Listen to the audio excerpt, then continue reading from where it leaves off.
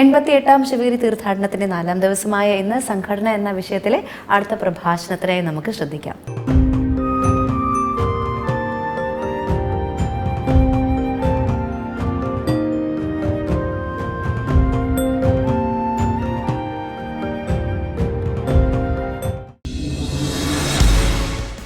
സ്വന്തം നയതന്ത്രജ്ഞതയും ഇച്ഛാശക്തിയും കൊണ്ട് പ്രവർത്തന മേഖലകളെ ഉയർച്ചയിലേക്ക് നയിച്ച കഴിവുറ്റ വ്യക്തിത്വം. ഹിന്ദുസ്ഥാൻ ലൈഫ് കെയർ ലിമിറ്റഡിൽ 13 വർഷം ചെയർമാനും മാനേജിംഗ് ഡയറക്ടറും, നിലവിൽ നിരവധി പ്രമുഖ കമ്പനികളുടെ ചെയർമാൻ. സ്വാഗതം ചെയ്യാം ആദരവോടെ 88-ാമത് ശിവഗിരി ആഗോള ഓൺലൈൻ തീർത്ഥാടനത്തിലെ സംഘടനാ സമ്മേളനത്തിലേക്ക് doctor Ayyappan Nair. Esteemed participants and friends, it is with an extreme sense of pride and deep humility that I participate in this program connected with the 88th Shivagiri Tirthadanam, the pilgrimage, to deliver this talk on Sri Narayana Gurudevan's profound contributions to the concept of organization. This important concept which he had outlined is one among the Ashtalakshya's 8 objectives for holding this Tirthadanam. Before commencement of this pilgrimage, Gurudevan was very particular that the pilgrimage should have a well-defined purpose. He has outlined the 8 purposes which need to be accomplished by the people who participate in this program. Before I mention more about the purpose of this Tirthadanam and more specifically about the organization, I would like to briefly mention about the great teachings and practices of Gurudevan. If a historian worth his salt is asked what has been Kerala's biggest contribution to the world, undoubtedly the reply is Sri Narayana Gurudevan, the saint, philosopher and social revolutionary, admired and followed by everyone for more than a century. Enough and more has been written about the Guru by hundreds of well-versed people that I, as a humble admirer, need not at this point of time dwell too much on the plaudits that are usually showered on the great soul. Born in the year 1856, Guru initiated and carried out a silent revolution that shook the foundations of the existing caste structure in Kerala and built an organization which enlightened thousands of downtrodden people and brought them out of listlessness, dissatisfaction and happilessness. Guru was intellectually profound. Notwithstanding his depth of insight, what made him different from others is his lucid way of expressing the most complex ideas in the common man's language. His matchless mastery in organizing the people not only made him a people's saint, but also earned him the title of social revolutionary. It was almost 132 years ago the Guru initiated his social reform by installing an idol of Shiva at Arivipuram. That was a time when entry to the temples was the right of the upper caste, not to think of a lower caste Hindu installing an idol all by himself. No doubt there was an outbreak of public shock or excitement in the predominantly caste-driven society, but more importantly, it became the forerunner of a bigger social revolution which saw the doors of all the temples in Kerala being thrown open to people of all castes. Soon after Guru's installation of a mirror at the deity in Kalavankot temple, laid the foundations of another important idea that man should look for God within himself. The Guru's teachings laid stress on the fact that organizing the society to live in harmony, rid of conflict, is possible only if the path chosen for such a transformation is for a noble cause and with clarity of purpose. Since 1888, Guru has installed several idols, but it was not with the idols of gods, but symbolic representation of ideologies. His important teachings are worth mentioning, not only to the present generation, not only in India, but all over the world. It will stand for several generations. Humanity is important for mankind. It is possible to transform a person only if he is knowledgeable, for which continuous education is a must. A place of worship does not necessarily need an idol. The Guru taught us what is needed is purity of ideology and knowledge that later translates to wisdom. So a reading room in a temple is most desirable. Pay reverence to ideals, truth, love and dharma. All these should be inscribed in temples the Guru had advocated. The most important place of worship should be the school. Based on these ideals, the Guru set up some 45 temples in the state. Let me mention these some important teachings of Guru in our local language. എന്താണ് ഈ ആദർശാത്മകമായ പ്രതീകങ്ങൾ? മനുഷ്യരിൽ ഉണ്ടാകേണ്ടത് മനുഷ്യത്വമാണ്. മനുഷ്യത്വം വളരണമെങ്കിൽ അറിവുണ്ടാകണം. അറിവുണ്ടാകണമെങ്കിൽ വിദ്യാഭ്യാസം വേണം. എല്ലാവർക്കും വിദ്യാഭ്യാസം ലഭിക്കാനുള്ള അവസരമുണ്ടാകണം. സംഘടന കൊണ്ട് ശക്തരാകാനും വിദ്യ കൊണ്ട് സ്വതന്ത്രരാകാനും എല്ലാ അധകൃത സമുദായക്കാരെയും പ്രാപ്തരാക്കണം. എല്ലാ ക്ഷേത്രങ്ങളിലും വായനശാലകൾ ഉണ്ടായിരിക്കണം. ആദർശങ്ങളെ ആരാധിക്കുക. സത്യം, സ്നേഹം, ധർമ്മം എന്നീ മുദ്രാവാക്യങ്ങൾ ക്ഷേത്രങ്ങളിൽ എഴുതി വയ്ക്കുക. പിന്നീട് ഈ വിശിഷ്ട ഗുണങ്ങൾ പരിശീലിക്കുക. ലോകത്തിലെ എല്ലാ ബിംബങ്ങളും കൂടിയാൽ ഇത്ര ഗുണം കിട്ടില്ല. പ്രധാന ദേവാലയം വിദ്യാലയമായിരിക്കണം.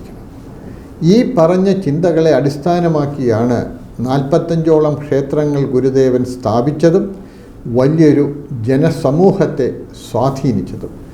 എത്ര ശക്തമായ ഉപദേശമാണ് അദ്ദേഹം നൽകിയിട്ടുള്ളത് എന്ന് ഈ പറഞ്ഞ വാക്കുകളിൽ നിന്ന് നമുക്ക് മനസ്സിലാക്കാം. The great teachings of Gurudevan as above are relevant today for individuals, corporates, communities and for the nation. Certainly, yes. We all want to grow. We all want to be successful. But what is the mantra for growth? This is what we are all looking at. We all want to be peaceful and happy. Is it possible to transform people so that people will live in harmony and peace? The one and only solution is what Gurudevan has taught us. Organize the people, teach them, make them knowledgeable and make it as a people's movement. No one succeeds alone. No one. Gurudevan did not have any formal authority. Gandhiji also did not have any title, position and formal authority. We can always build great institutions without a formal title, position and a formal authority. It is not building an organization efficiently, but responsibly. We all live individually, but if we are to survive decently, we have to collectively. This is the message from Gurudevan. Growth, prosperity and above all, we will be happy only when we realize that we belong to the society. The social connectedness, that is what is missing today. anywhere in the world, the feeling that we belong to the society. If we go deep into the practices of Gurudevan, we will understand as to how we should organize to transform and ensure growth of individuals and communities. Now let us take the case of any institution or a country which we see today. There is nothing like a bad institution or a bad country. We only find badly managed institution and badly managed countries. What do we mean by badly managed institutions or badly managed countries? It simply means that these institutions do not have a noble cause or a clearly defined purpose which are inspirational. What are the main ingredients for success? The basic ingredients for success are the purpose for which an institution exists. As rightly mentioned by Guru, it is truth, love, dharma and transparency. It is the value system which one needs to adopt and follow. A vision for collective future. This is applicable for communities and countries as well. The purpose and the value system will always decide the destiny of an individual as well as institution. This is a fundamental formula which is not going to change in the days to come and for several centuries.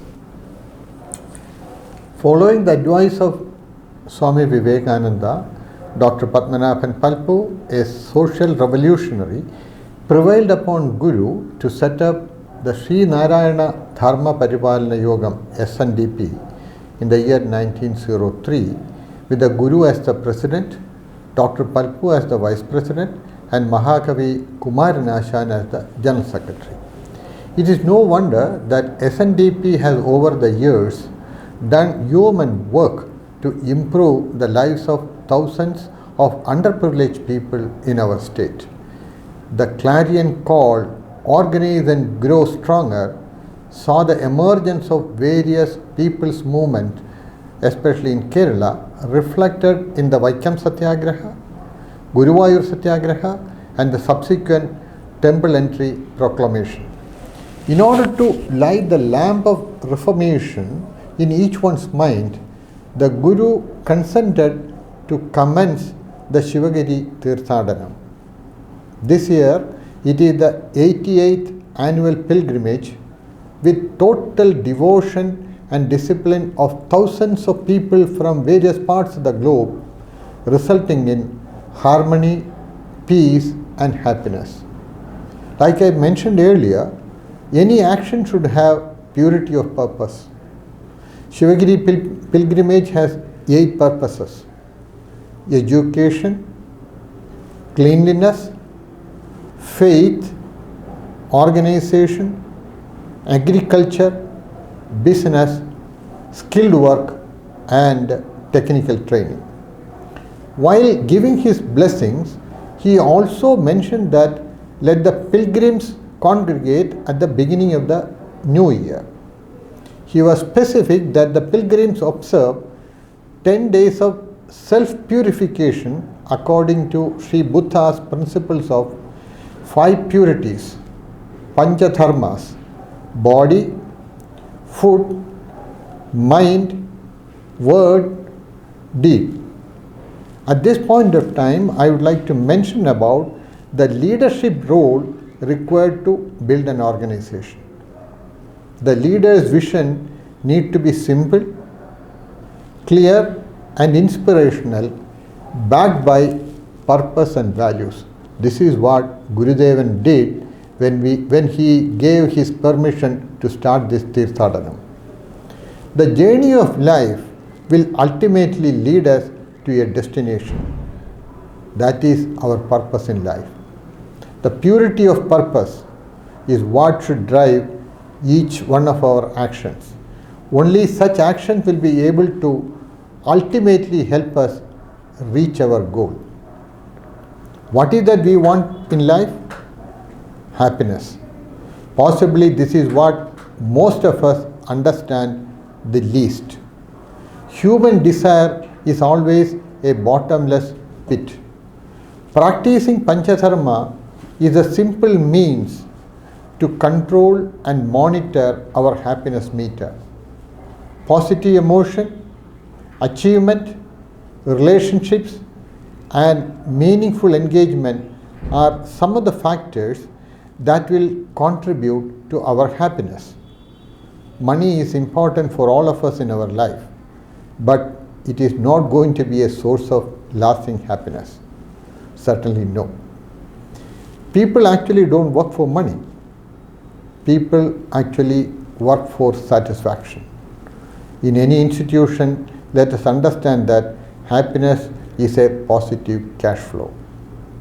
In Ashtalakshyas, when we speak about agriculture, trade, handicrafts, technical training, it is all about meaningful engagement.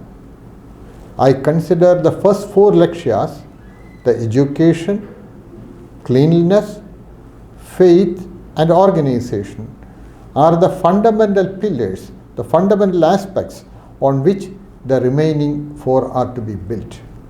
The 8 purposes are applicable and will be acceptable for growth, prosperity, and transformation to any culture anywhere in the world. Let us see how simple Gurudevan's teachings are. People the world over watch with amazement how these principles are ingrained in thousands of people who gather here at Shivagiri year after year. It was Guru's dream that we are able to preserve the message of oneness that each Shivagiri pilgrimage conveys. I had the good fortune to build at least 4 organizations during the last 45 years. When I became the chairman and managing director of a Government of India company in the year 1991, the first thing which was communicated to the entire team was about the noble cause that the company should adopt, and also about the value system that the company should practice. It is not easy to transform a government company, but after leading the company for 13 years, today I could mention that it is not an impossible task. What I did is nothing but Gurudevan's teachings and practices. As a leader, while building an organization, our objective should be to communicate the vision, the purpose, and the value system to the entire team with clarity, and ensuring that each and every member become part of the winning team. This communication is an important element for effective leadership. The leader's job is also to create more leaders in the organization, and each member of the team should know that they are really part of a winning team. Every life has an equal value. Giving equal opportunity to each and every member of the team, irrespective of the background, is all about inclusiveness, which is important for sustainable growth of an institution. Gurudevan was an embodiment of personal strengths.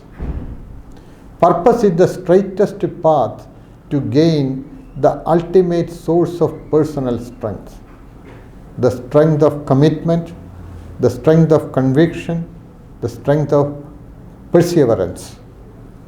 We remember Gurudevan's teaching and practices because he was a leader with full of energy and wisdom, and today he is a role model for all of us. The vitality of an institution comes to a large extent from the energy of its leadership. We need such leaders to build great organizations. It may not be out of place to mention about companies like Infosys and Tata Group, who have built great global institutions primarily because of their purpose and the value system. These 2 companies, I always feel that these companies were built and driven by the values. For things to change in our life, we need not change our job. We need not shift to another company. We need not relocate to another town. We only need to change ourselves. This is totally within our control. Let me conclude by telling a story about a carpenter who worked for nearly 60 years for a company. When he became old, he went to his manager and informed about his desire to retire from the job. The manager wanted the carpenter to build one more house before his retirement. Since the carpenter was going to retire, he did not pay much attention to the work, and somehow he completed the house. Finally, after completing the house, he met the manager and handed over the key. The manager, after taking the key, went along with the carpenter to the newly built house. The manager gave the key back to the carpenter and informed him that the house is a gift to the carpenter. The moral of the story is that you are going to live in a house which you are building today. Your attitude and the choices you make today build the house you live in tomorrow. Your life today is a result of your attitudes and choices in the past. Your life tomorrow will be the result of your attitudes and the choices you make today. Life is a do-it-yourself project. Let us all build it wisely. Thank you very much.